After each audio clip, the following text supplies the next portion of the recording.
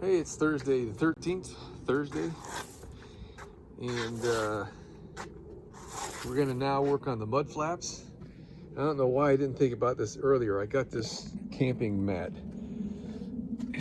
The concrete is just too cold and damp, and boy, it is really comfortable laying on this thing. I'm probably gonna ruin it, but it's all right. I wasn't using it anyway. All right, so here we're behind the back wheels. If I remember right, the mud flaps are 24 inches wide and 30 inches long.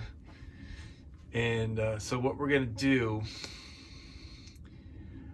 I'm gonna remove this brace, which, you know, I don't know how important that is anyway, because these triangular shaped pieces are very strong anyway, but I'm not going to try to outsmart the engineers that put this together.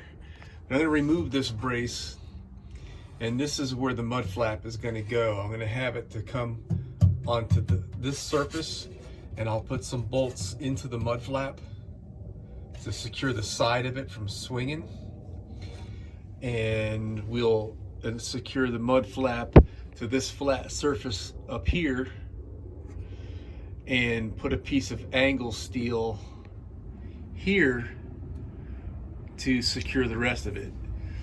And I say the mud flap, but the mud flap is not long enough to suit me. I want it to come down fairly close to the ground. All right, so we're gonna hang that right there. You know, 30, what do we got here? 38 inches to the ground. And I think, let's see, how close would I want this to be to the ground? So much of this, it's just winging it, right? I would like it to be about, let's go 33 inches. That's pretty close to the ground, right? We could even go 34 inches. So the thing you got to be careful mostly, I mean, these can drag on the ground and it wouldn't be a problem, but when you back up, if something like grass or a pothole or something causes the bottom of the mud flap to go underneath the tire when you're backing up, you'll run over the mud flaps and rip them right off. So you don't want them too close to the back wheels, and I don't have a choice here. That's the only spot that I could easily install the mud flap. So that's where it's going, and the distance from here down, you know, we just want to make sure, you know, otherwise you're gonna have to replace your mud flap. So the mud flaps, I think, are 30 inches tall. So if we go 34, 35,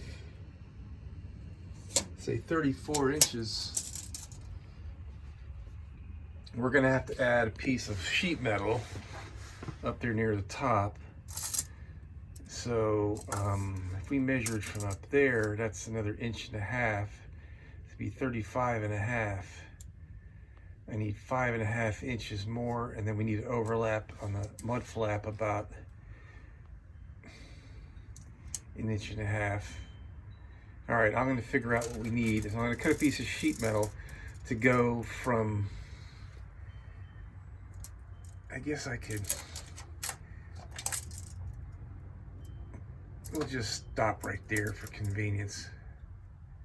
From there to up in there a ways, and then figure out the height.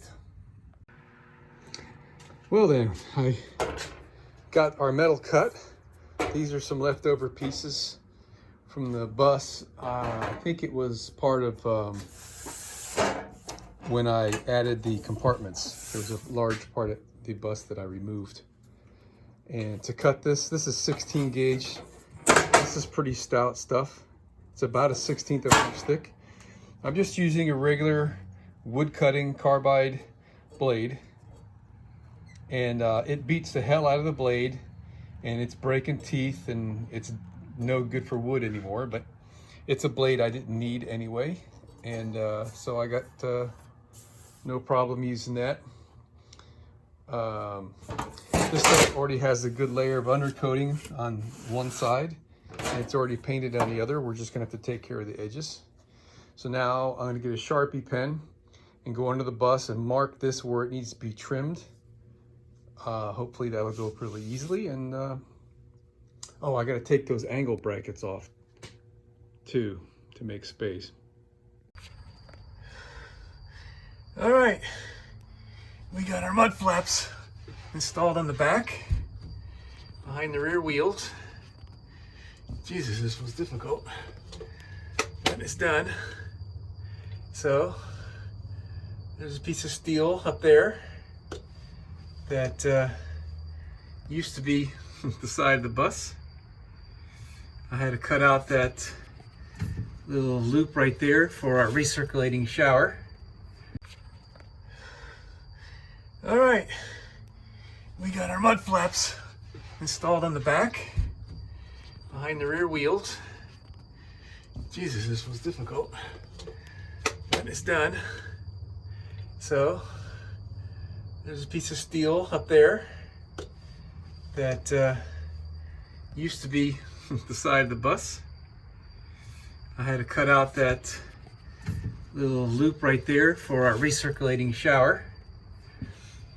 And I got our strainer installed. Pretty sure that that strainer, this left side of the bus, we're up against this exhaust pipe, and I'm just gonna let that melt out of the way.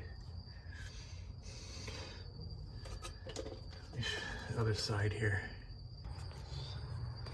So there's the sheet metal piece I put in.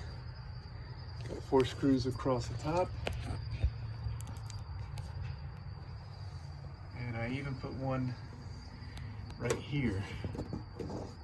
And the other side is pretty much the same, but without the plumbing in the way. All right, well, the front mud flaps were a lot easier, but different, obviously. I wanted to make sure that I came outboard far enough to cover as much of the spray off the tires as I can, and I did not want to come out further than that. So we're flush with the fender skirt here, I guess you would call this piece. Okay, and I mean, it creates this weird little opening here where the mud flap doesn't sit flat up against the rest of the fender area here, but that's okay. It's just crud will just go right through and drain out. So we just bolted this right to it. I had to put a slit right here because with the arc, the mud flap became very stiff, and if I were to hit something, it wouldn't bend. And I was afraid it would break this fiberglass fender, which is not that strong. I say wouldn't bend. It was very resistant to bending. It was putting a lot of stress on the fiberglass fender. So I got a little split right there, and now these can individually bend quite easily, and I'm okay with that. And there's one on the other side, what it looks like. That'll actually zoom in, that'll be nice.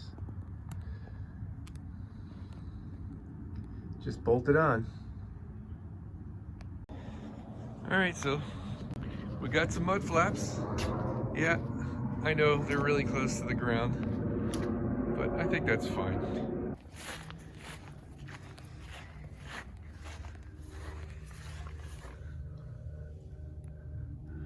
So this is the wheel well, and there's the floor, and there's the piece of metal I added, and mud flap all done.